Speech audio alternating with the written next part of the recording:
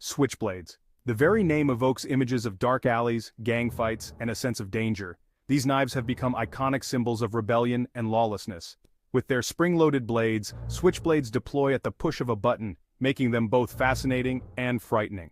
Often portrayed in movies as the weapon of choice for criminals, switchblades have faced strict legal restrictions worldwide. But what is it about these knives that has made them the target of such widespread prohibition? To understand why switchblades are illegal, we need to delve into their history and the rationale behind the laws. This essay explores the reasons behind the legal status of switchblades, separating fact from fiction. From the streets of 1950s New York City to the courtrooms where their fate was debated, we will unravel the intriguing story of these controversial blades. Join us as we delve into the truth about why switchblades are illegal, shedding light on the complex interplay of safety concerns, cultural perceptions, and individual liberties. The story of switchblade prohibition begins in the mid-20th century, a time of significant social change and rising anxieties. World War II had just ended, and the United States was experiencing a surge in youth culture, and unfortunately, juvenile delinquency. Against this backdrop, switchblades, with their sleek design and rapid deployment, emerged as a symbol of rebellion and a perceived threat to public safety. Sensationalized media portrayals, particularly in films like Rebel Without a Cause from 1955 and West Side Story from 1961, further cemented the image of the switchblade as the weapon of choice for gangs and young criminals. Responding to public concern and fueled by media-driven fear, lawmakers in the United States began enacting legislation to restrict the sale, possession, and use of switchblades. In 1954, California became the first state to outlaw the manufacture and sale of switchblades, setting off a wave of similar legislation across the country. The federal government followed suit in 1958 with the passage of the Switchblade Knife Act, which prohibited the interstate shipment of switchblades and their sale on military bases or other federal property. This act effectively criminalized the possession and use of switchblades in most circumstances across the United States. One of the primary justifications for switchblade prohibition has always been public safety. The concern is that these knives, with their quick deployment and concealed blades, pose a unique threat compared to other types of knives. Critics argue that the spring-assisted mechanism of these knives makes them inherently dangerous and more prone to accidental or unintentional deployment. The internal spring mechanism, which allows the blade to snap open with just a push of a button, is seen as a significant risk factor. The speed with which a switchblade can be opened is a key concern. In a matter of milliseconds, the blade can be fully extended and ready for use, which is much faster than traditional folding knives. Unlike traditional folding knives, which require two hands to open, a switchblade can be deployed in a fraction of a second with a simple push of a button.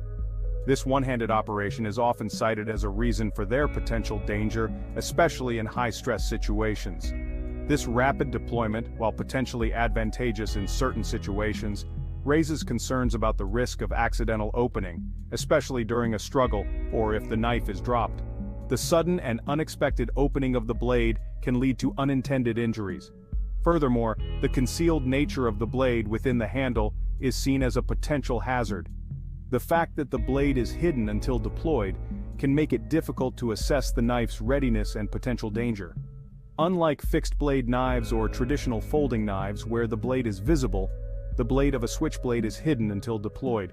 This concealment can lead to a false sense of security, as the knife appears harmless until the blade is suddenly revealed. This concealment, critics argue, can lead to a false sense of security and increase the likelihood of the knife being used accidentally or in the heat of the moment. The hidden blade can catch people off guard, leading to unintended consequences. While the safety concerns surrounding switchblades are not entirely unfounded, it's important to note that any knife, regardless of its design, can be dangerous if misused. The key to preventing accidents and injuries lies in proper handling and responsible use. The focus on the mechanism of the switchblade, some argue, distracts from the broader issue of knife safety and responsible use, which applies to all types of knives.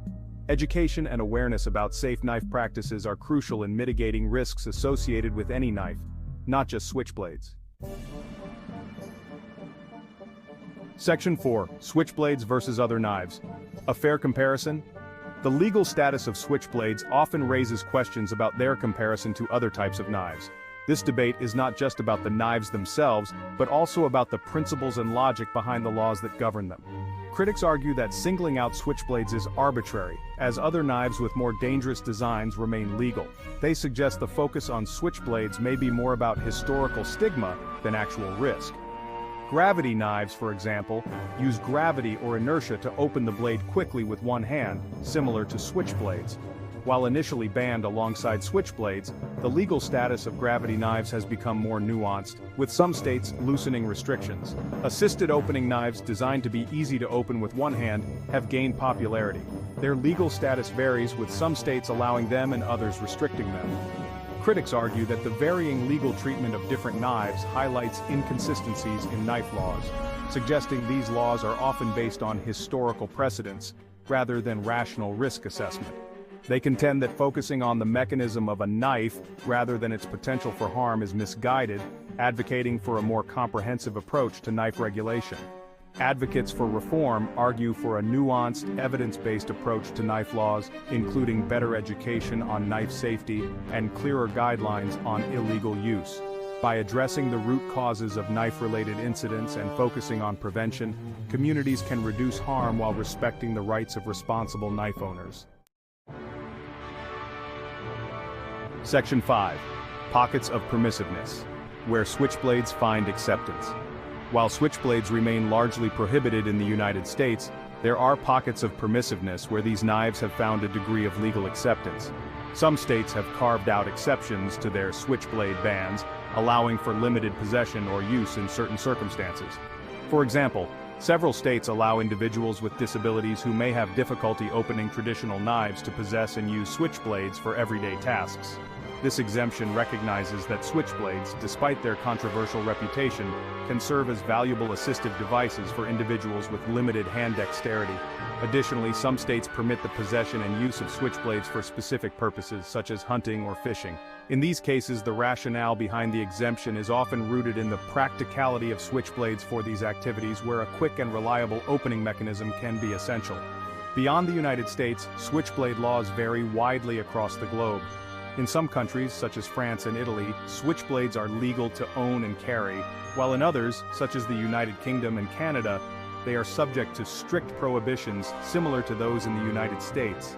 The varying legal landscape surrounding switchblades reflects the diverse cultural attitudes and historical contexts that have shaped knife laws around the world.